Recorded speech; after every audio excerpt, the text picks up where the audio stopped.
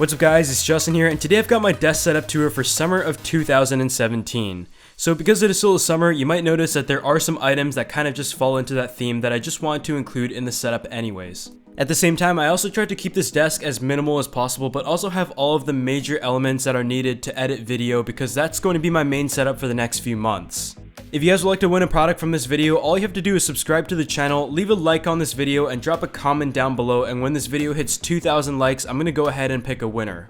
In case you missed it, I also did an Ultimate Minimalist Student Desk Setup Tour last week, so I'll link that in the description section below as well. Otherwise, I've left a link to all the products mentioned in the description section below, but let's just go ahead and get started with the first item. So really, the first thing you're going to notice in this setup is the largest item, and that is the LG 34UC98 Ultrawide Monitor. To be honest with you, when Ultrawide monitors first came out, I completely thought it was a fad, and I just wasn't a big fan of it, and I got rid of the one that I had. After jumping around for a few years though, we ended up at the exact same place, and I think after getting used to it and using it for a couple months now, I've just really loved it from a productivity standpoint, and I don't think I'll be able to go back to a normal display. What I often like to do is actually have my MacBook in front of the LG 34-inch widescreen display and have my timeline displayed in the large screen, but also reference the colors on the actual MacBook display. If you have any plans to video edit, I definitely recommend you actually calibrate this display, but overall it is pretty good out of the box, and I did plan to get a 38-inch one, but I think the 34 is actually the perfect size.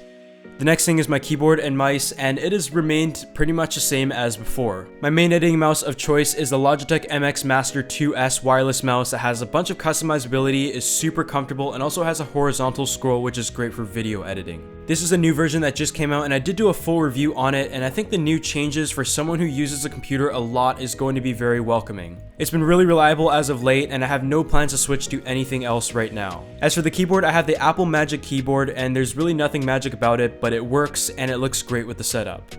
When it comes to my computer, my main one is the MacBook Pro 15-inch with Touch Bar from 2016, and as you can see, it has a beautiful dbrand skin on it, and it just protects the computer, but overall adds to the summer vibe as well. As someone who has scratched many MacBooks in the past and take this MacBook around on vacation or for school, I can definitely recommend a skin, and I'll leave a link to that in the description section below. This computer though has served me very well despite its problems being the very first batch, such as some keyboard things, and I honestly don't find myself using the touch bar much, but I'm going to leave my specs on screen in case you guys were wondering. Now moving on to sound though, the Audio Engine A2 Plus is once again my choice for this setup, and I've had them for so many years, and I actually own 2 sets of them, and I absolutely love them. I really don't like speakers that take up too much space on the table. I think these have a really good balance in terms of size, but also power that can definitely fill an entire office. The sound is very crisp and clear. It comes in a few different colors, and although it isn't the cheapest speaker out there, I think it's really worth the investment as I've had mine for about 3 years now.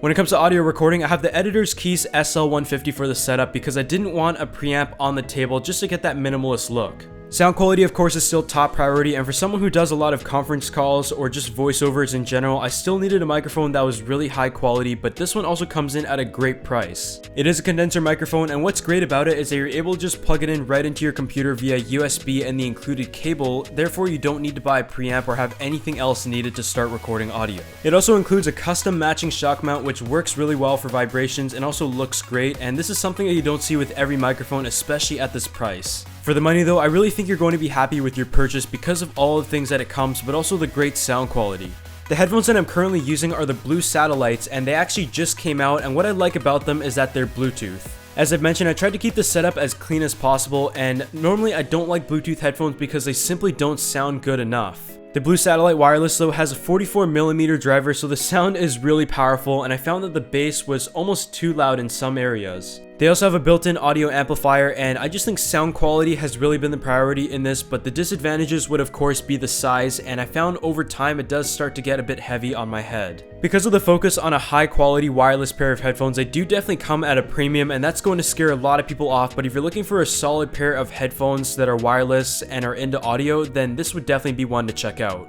Last but not least though, I'm sure a lot of you are wondering what the hell that Coke fridge has been doing on the left side of this entire video. Honestly, when I saw this on Amazon, I just had to get it, and I think I paid around $35 for it, which isn't terrible, but is definitely a decorative item as opposed to something that is really functional. Depending on where you live, you're going to have a lot of hot summer days, and a lot of times if you're someone like me who just wants to chill out inside, then you might want to just grab a Coke or something while you're working and try not to spill it on your computer. This fridge plugs into the wall and holds up to 6 cans, so if you want to put beer, Coke, Sprite, whatever you want in there, then you can go ahead and do so and just grab it at any time.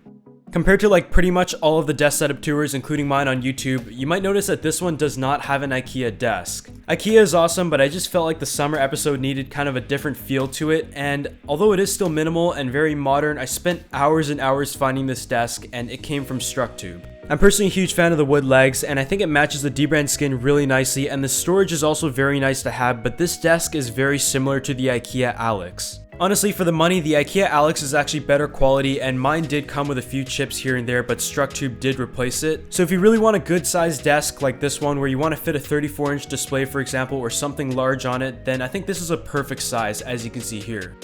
For those who watched my setup tour last week though, what I just really wanted to start showing in these videos is what it looks like at night, because I think a lot of the times people do work at night and it's almost half of the day. Therefore, you really do want to focus on the night vibes of this desk, and I think LED lights in general just really complete a setup, and you really can't go wrong with them for the price of like $25. For example, a lot of the times I like to match the LED light with my wallpaper, and it just gives a different vibe at different times if you just feel like you need a bit of a change.